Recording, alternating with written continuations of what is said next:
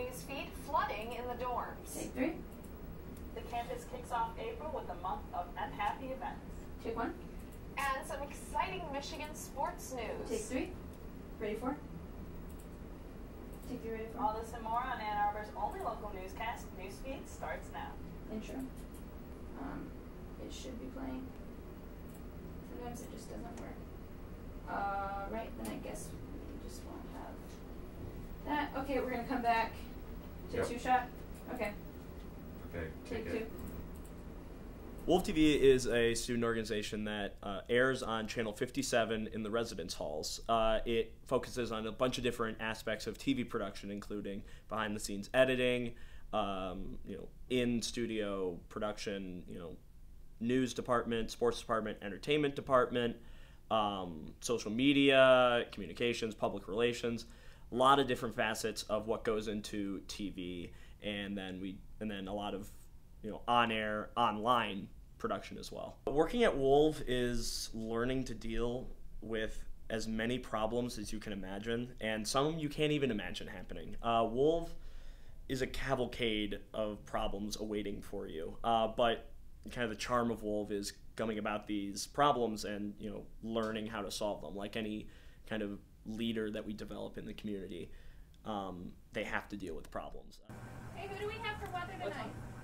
Nate. Real deal. He's right, 110%. That's what he's telling us. Oh. So a lot of times when we're working on a show beforehand and we're really preparing, when we're getting together our stories, when we're really just trying to compile everything to make sure we have everything ready for the show, sometimes it comes down to the technical equipment not working, which can be very frustrating. We'll spend hours and hours before 10 p.m. show to gather all the information, to make sure everything's formatted properly, and once we get 30 minutes, 15 minutes before our show is supposed to air live, sometimes our equipment will fail, our control room houses all of that, and it's really a bummer.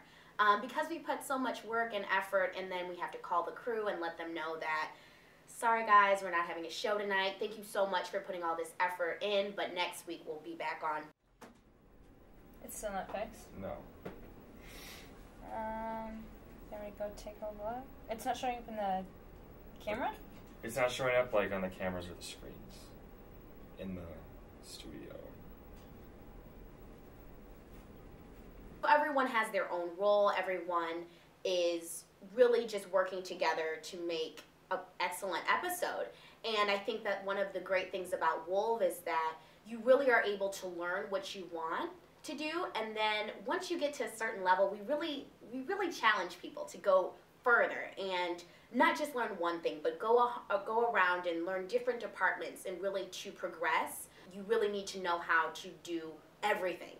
So that's not just being on air. That's also knowing how to work the technical aspect. That's also knowing how to write stories and everything that's involved, because it really becomes a one-person show once you get higher up in different news industries. So here at WOLV, we really pride ourselves on encouraging our crew to do the same thing, to not just be baseline average where you just get by working the teleprompter, knowing how to zoom in on a camera, but really knowing how to have the overall wow factor and just be that perfect package. Low 27, clouds moving in overnight, clearing out. Yep, that's good. Alright, we're ready when he is. So the writing was kind of always on the wall that housing wasn't going to keep us under their sponsorship forever. This year has been quite a ride with trying to figure out what we're going to do.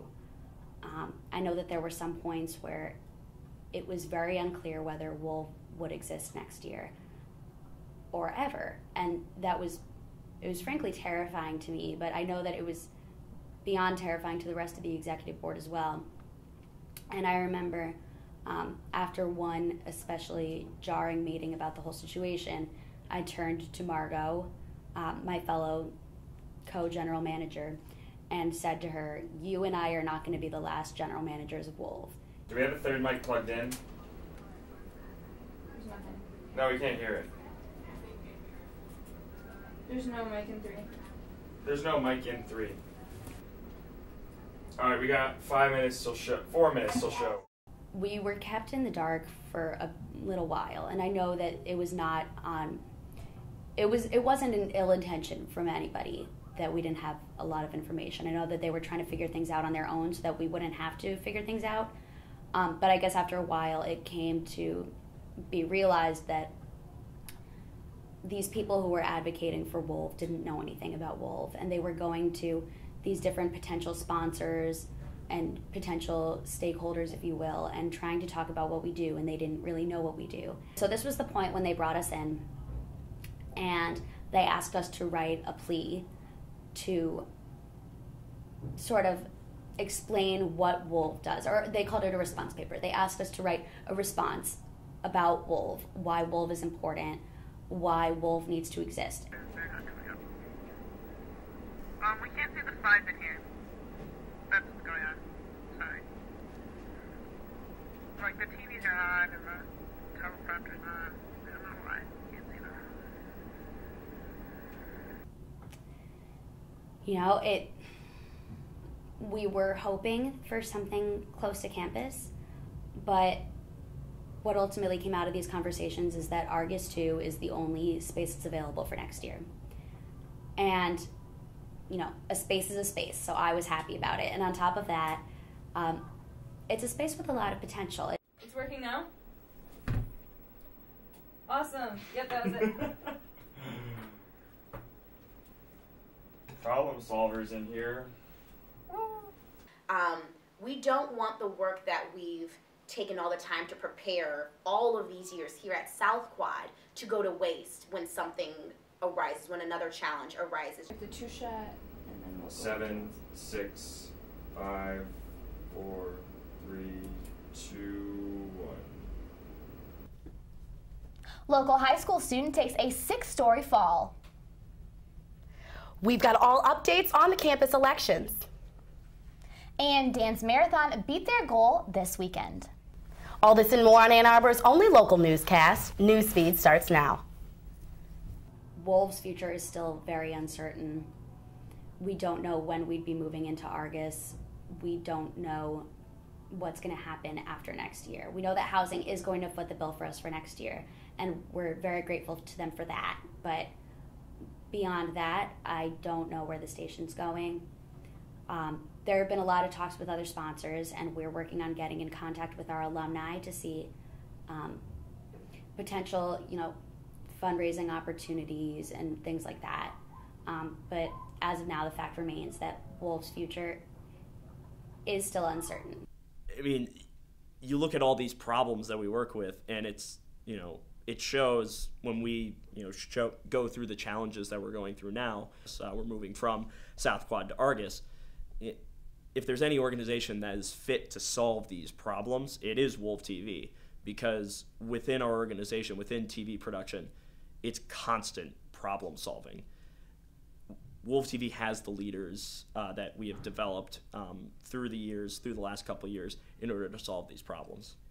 And I'm not worried about the station going away. I know that that won't happen. I know that I won't let it happen. The rest of the executive board, next year's executive board, our alumni, nobody's going to let that happen. It's just uncertain what exactly that future is going to be. Bye, thanks for coming. Bye. Have a great week. You too. See everyone later. Yay. That was very well done, guys.